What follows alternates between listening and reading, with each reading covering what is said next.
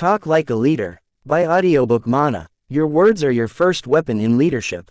Not your title, not your position, not your credentials, your words. And if those words don't carry force, don't cut through noise, don't make people stop and pay attention, then you're not leading.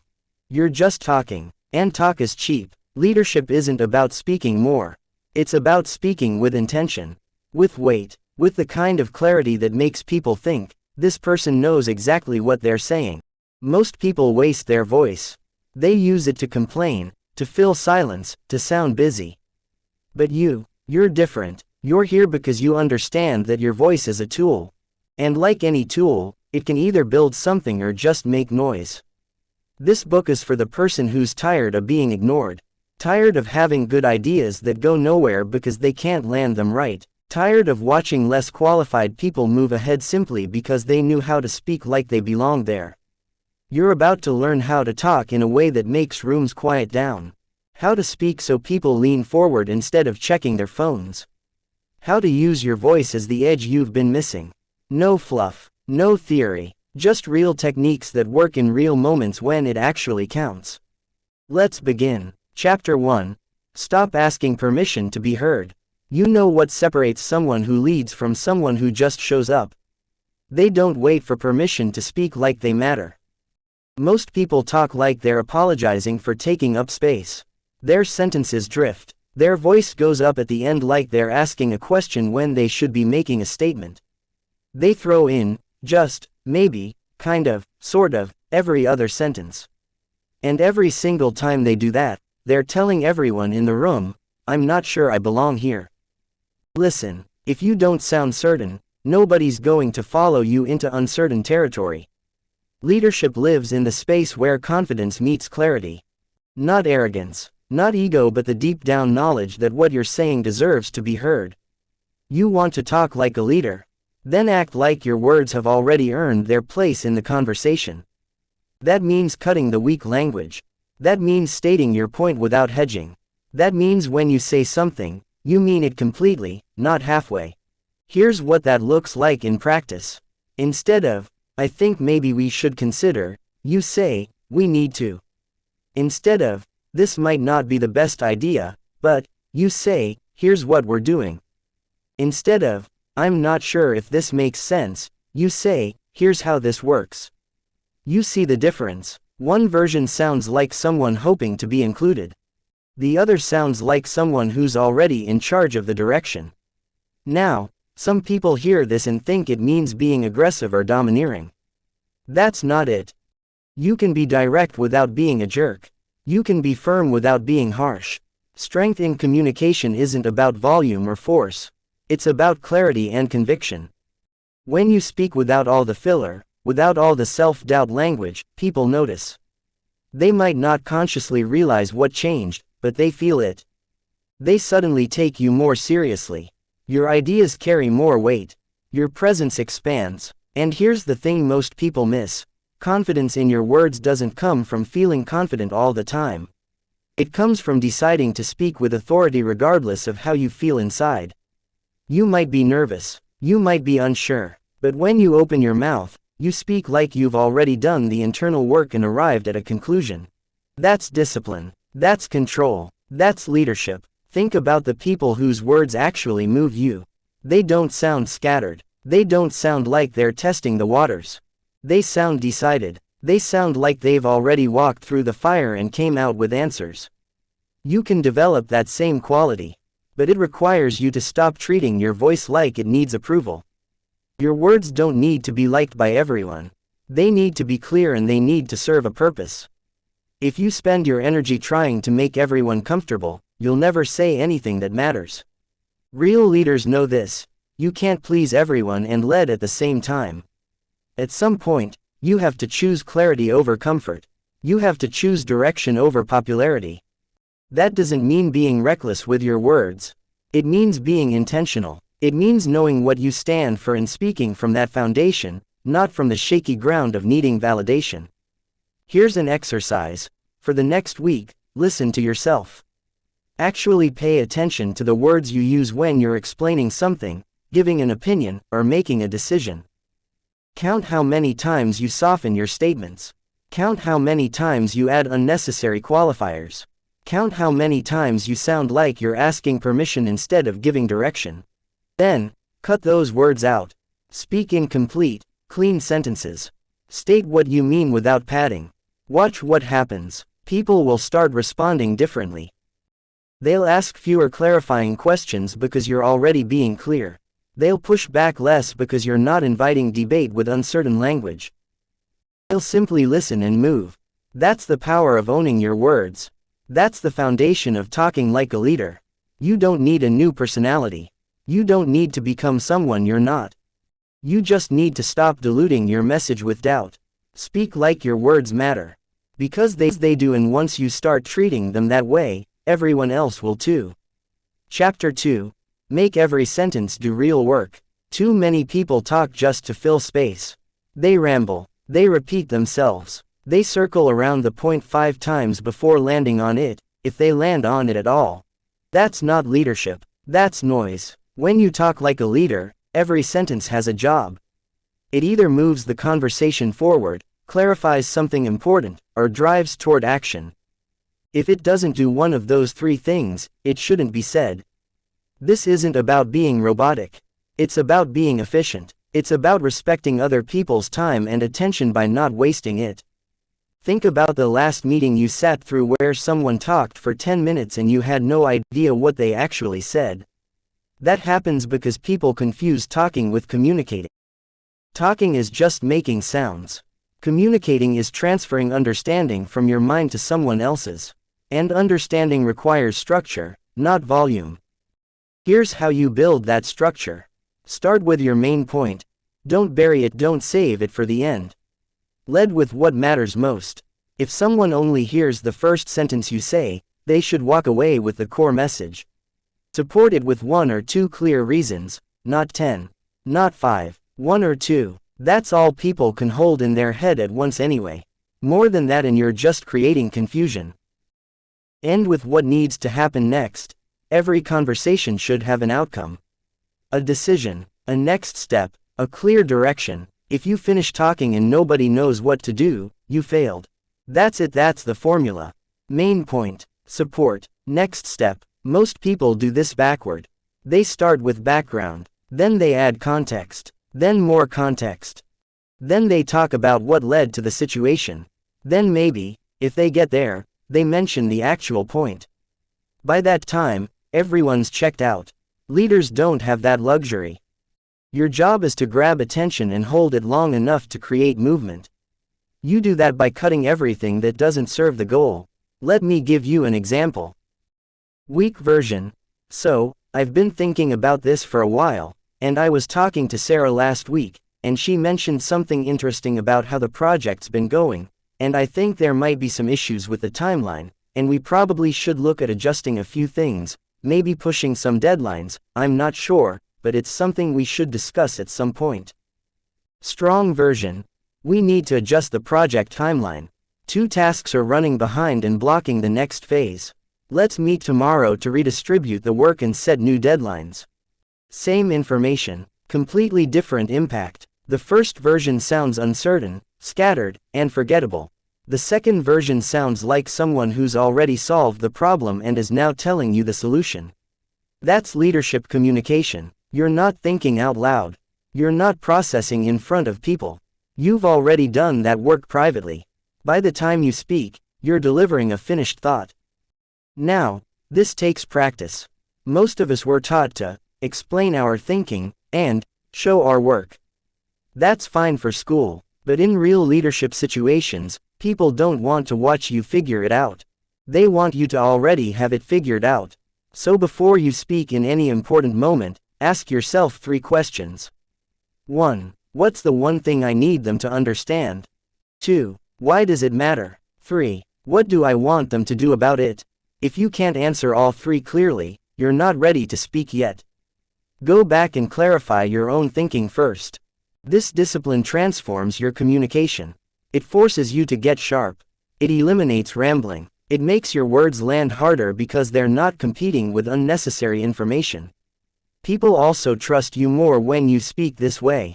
Why? Because clarity signals competence. When someone can explain something simply, it tells you they actually understand it. When someone has to over-explain and talk in circles, it tells you they're still confused. Leaders aren't confused, or at least, they don't sound confused. They've done the work to get clear before opening their mouth. Another benefit of making every sentence count: you become quotable. People remember short, strong statements. They forget long, wandering explanations. If you want your ideas to spread, if you want people to repeat what you said, you have to give them something clean to repeat. A clear sentence, a powerful phrase, something that sticks. That only happens when you've stripped away everything extra and left just the core message standing alone. So here's your challenge. For the next week, before you speak in any meeting, any conversation, any moment where your words matter, write down your main point in one sentence. Actually write it down. Make it clear. Make it complete. Then when you speak, start with that sentence. Everything else you say should only exist to support or clarify that one statement. Watch how different the response is. Watch how much more seriously people take you. Watch how much faster things move because you're not making people dig through paragraphs to find your point. This is how leaders talk. Clean, direct, purposeful, every sentence working, nothing wasted, everything earned. Chapter 3. Control the room without raising your voice. Volume is not power. Yelling is not leadership. If you think you need to be loud to be heard, you've already lost. Real authority comes from presence, not noise. When you walk into a room and speak, people should feel the weight of your words, not the volume. They should lean in because what you're saying matters, not because they're trying to hear you over the chaos. Leaders don't compete for attention. They command it, and that command comes from three things: tone, pacing, and silence. Let's start with tone. Your tone communicates more than your actual words. You can say, "I trust you," in a tone that makes someone feel supported, or you can say the exact same words in a tone that makes them feel doubted. The content is the same. The impact is opposite. That's why you have to train your tone like you train any other skill. You need to be aware of it. You need to control it. You need to make sure it matches the message you're trying to send. A steady, calm tone communicates confidence. A sharp, aggressive tone communicates insecurity. A flat, monotone voice communicates disinterest. A rushed, frantic tone communicates panic. If you want people to trust your leadership, your tone needs to say, "I'm in control. I've thought this through. I know where we're going." That doesn't mean being emotionless. It means being intentional. When you need to show urgency, you raise the energy without raising the volume. When you need to show seriousness, you lower your tone and slow your pace. When you need to show care, you soften your delivery without weakening your message. This is nuance. This is skill. And most people never develop it because they never pay attention to how they sound. Next, pacing. This is one of the most underrated elements of powerful communication. When you speak too fast, you lose people. They can't keep up. Your words blur together. Your message gets lost in the rush. When you speak too slow, you lose them for a different reason. They get bored. They zone out. They start thinking about something else. The right pace keeps people locked in. It gives them time to process without losing momentum. And it signals that you're in control of yourself and the conversation. Here's the key. Slow down right before you say something important. When you're building up to your main point, speed up slightly to create momentum. Then, right before you deliver the punchline, the key message, the critical piece, pause. Let the silence sit for just a moment. Then deliver it slowly and clearly. That pause does something powerful. It tells people's brains, "Pay attention. This next part matters."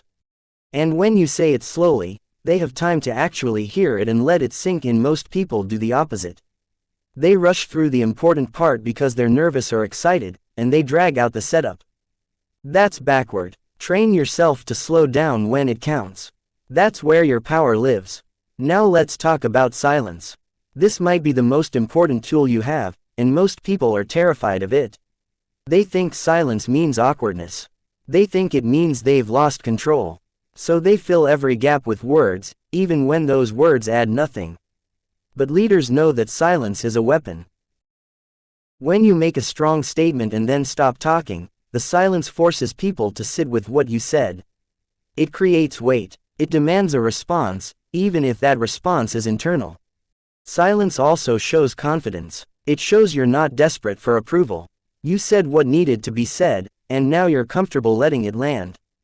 Think about the most powerful speakers you've ever heard. They don't rush from sentence to sentence. They pause. They let their words breathe. They give you space to feel the impact. You can do the same thing in everyday conversations, in meetings, in one-on-ones. Say something important, then stop. Don't immediately explain it or soften it or add to it, just let it sit there. Let the other person process it. That silence will feel uncomfortable at first. You'll want to fill it. Don't hold it. Even just 2 or 3 seconds makes a massive difference. Here's what happens when you combine all three: tone, pacing, and silence. You walk into a room. You don't rush to speak. You wait until people are ready to listen. Then you start, not loud, but clear. Your tone is steady. Your pace is controlled. You make your point in clean, simple sentences. You pause after each key idea. You let silence do some of the work. And suddenly, the entire room is focused on you. Not because you demanded it, not because you overpowered them, but because your presence pulled them in. That's the difference between someone who talks and someone who leads. One fills space with sound. The other creates space with purpose. If you want to talk like a leader, you have to master the quiet power of controlled delivery. You have to train yourself to be comfortable with pauses, with measured pacing, with saying less but meaning more. This takes practice. Record yourself. Listen back. Notice where you rush. Notice where you fill silence unnecessarily. Notice where your tone doesn't match your message. Then adjust. Slow down. Pause more. Speak with intention, not anxiety. Over time, this becomes natural. And when it does, you'll notice something. People start listening differently. They stop interrupting. They stop checking their phones. They actually hear you, not because you got louder, because you got stronger. Chapter 4. Say what needs to be said, even when it's uncomfortable. Leadership isn't about being liked. It's about being clear. And sometimes, being clear means saying things other people don't want to hear. This is where most people fail. They'd rather be comfortable than effective. They'd rather avoid tension than create progress. They'd rather stay quiet than risk upsetting someone. But here's the truth. If you can't say hard things, you can't lead. Because leadership, real leadership, requires difficult conversations. It requires telling people what they need to hear, not what they want to hear. And if you're not willing to do that, you're not leading. You're just managing people's feelings. And that's not the same thing. Now, saying hard things doesn't mean being cruel. It doesn't mean being harsh or insensitive. It means being honest, direct, and respectful all at the same time. That's a skill. And it's a skill you must develop if you want to talk like a leader. Here's how it works. First, get clear on why you're saying it. Don't speak just because you're frustrated. Don't speak to punish someone. Speak because saying this will move things forward. Speak because it serves the outcome, not your ego. If you can't articulate why this conversation matters beyond, "I want to say it," then don't have it yet. Sit with it longer. Get clear on the real purpose. Second, state the issue plainly. Don't hint. Don't sugarcoat. Don't try to soften it so much that the message gets lost. Be direct. Be specific. Instead of, "I feel like maybe there's been some challenges with communication," say, "The reports have been late 3 times this month." That's creating problems for the team. See the difference? One is vague and avoidable. The other is clear and hard to ignore. People respect clarity, even when it's uncomfortable. What they don't respect is dancing around the point. Third, focus on the issue, not the person. This is critical. You're addressing behavior, performance, or results. You're not attacking character. "You're lazy" is an attack. "You've missed 4 deadlines" is a fact. Stick to the facts. Stick to what's observable. That keeps the conversation productive instead of defensive. Fourth, give them space to respond. This isn't a monologue. Once you've said what needs to be said, stop talking. Let them process. Let them explain. Let them have their reaction. You're not trying to dominate the conversation. You're trying to solve a problem. And sometimes the solution comes from hearing their side. But don't let the conversation drift. If they try to deflect, redirect. If they make excuses, acknowledge them but return to the core issue. Stay focused. Finally, end with a clear expectation. Every hard conversation should end with both people knowing exactly what happens next. Going forward, reports need to be submitted by end of day Thursday. If something's going to be late, I need to know by Wednesday. Can you commit to that? That's clean. That's clear. That's leadership. You're not leaving it vague. You're not hoping things just get better. You're setting a standard and making sure they understand it.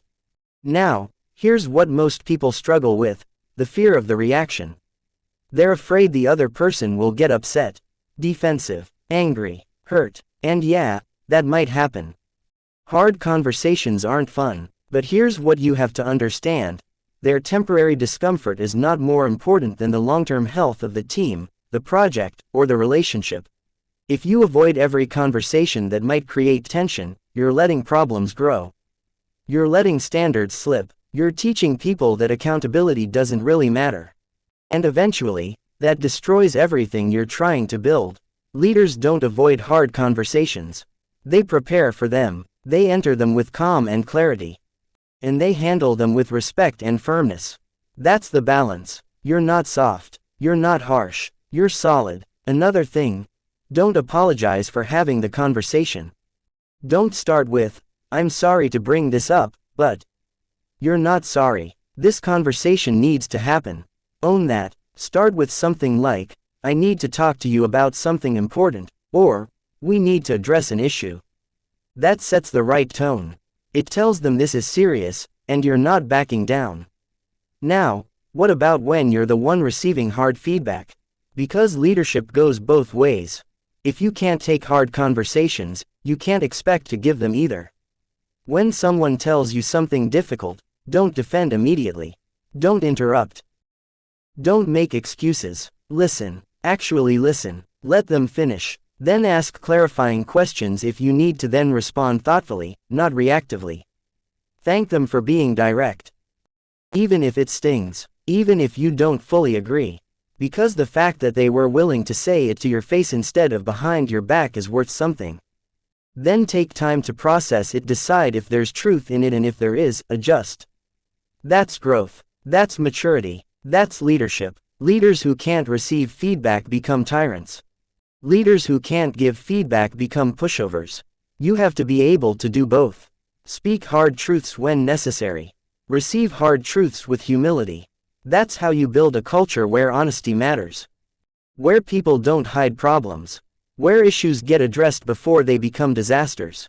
And it all starts with your willingness to say what needs to be said, even when it's uncomfortable.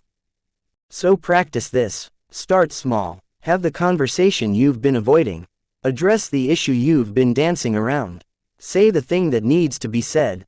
Not to prove something. Not to dominate, but to lead. Because talking like a leader means being the person who brings truth into the room, even when everyone else is pretending everything's fine. That's courage. That's clarity. That's leadership. Chapter 5. Build trust through consistency, not charisma. Charisma gets attention. Consistency earns trust. And trust is what makes people follow you when things get hard. You can be the most dynamic speaker in the room.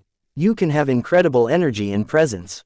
But if your words don't match your actions, if what you say today contradicts what you said last week, if people can't predict what version of you they're going to get, they will never fully trust you. And without trust, you're not leading. You're performing. Here's what most people don't understand. Leadership communication isn't about big speeches or impressive moments. It's about the small, consistent messages you send every single day through your words, your tone, your follow-through. People are watching. They're listening. And they're keeping score. Do you say you value honesty but then sugarcoat bad news? Do you talk about accountability but make excuses when you miss a deadline? Do you preach about respect but interrupt people in meetings? Those contradictions destroy trust faster than any mistake ever could. Because mistakes are human. Hypocrisy is a choice. If you want to talk like a leader, you have to live like one. Your words and your behavior have to be aligned. Not perfectly, but consistently. That means when you say something, you follow through.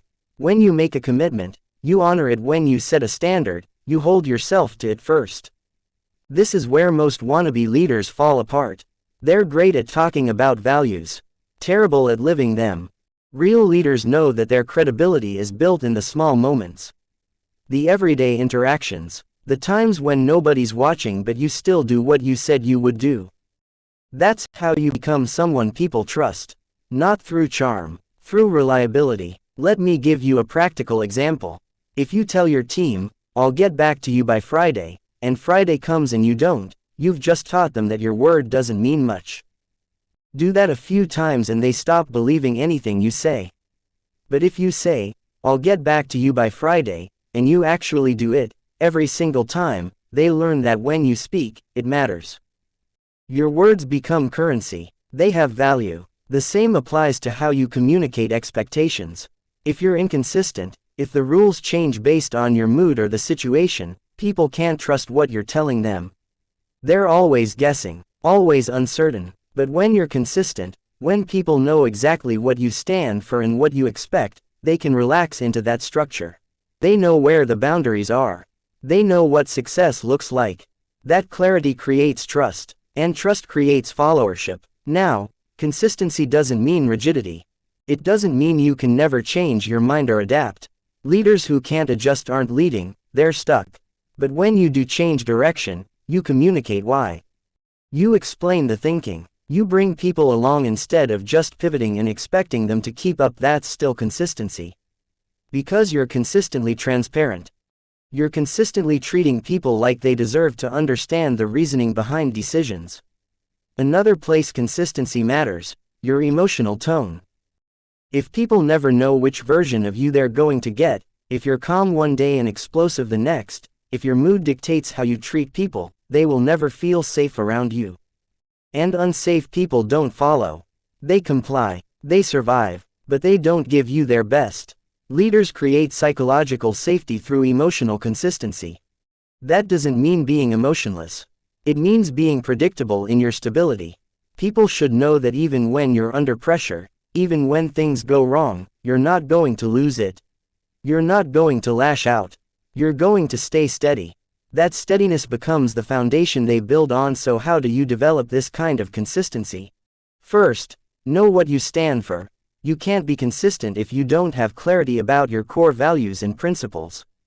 Take the time to define them. Write them down. Make them real. Then measure your words and actions against those values. When you're about to say something, ask yourself, does this align with what I say I believe? If it doesn't, don't say it. Second, track your commitments. If you say you're going to do something, write it down. Follow through. If something changes and you can't deliver, communicate that immediately. Don't let it slide and hope people forget. They won't forget. They'll just stop trusting you. Third, practice emotional regulation. This is a skill, not a personality trait. You can train yourself to stay calm under pressure, to pause before reacting, to respond thoughtfully instead of impulsively. That regulation is what allows you to show up consistently, regardless of what's happening around you. Fourth, admit when you're wrong. Consistency doesn't mean pretending to be perfect. It means being honest. When you mess up, own it. When you're wrong, say so. When you need to change course, explain why. That honesty is part of the consistency people trust. The leaders people remember aren't the ones who never made mistakes. They're the ones who handled mistakes with integrity. Here's the bottom line. Charisma might open doors, but consistency keeps them open. You might wow people with a great speech. You might inspire them in a moment. But if you want them to follow you for the long haul, through the boring days and the hard seasons, you have to earn that through steady, reliable, trustworthy communication. That means your words match your actions. Your private self matches your public self. Your Tuesday self matches your Thursday self. That's how you become someone people trust. And trust is the foundation of everything else in leadership. So stop chasing impressive moments. Start building consistent days. Show up, say what you mean. Do what you say. Repeat. That's how you talk like a leader. Not just in the highlights, but in the everyday grind where real leadership actually happens.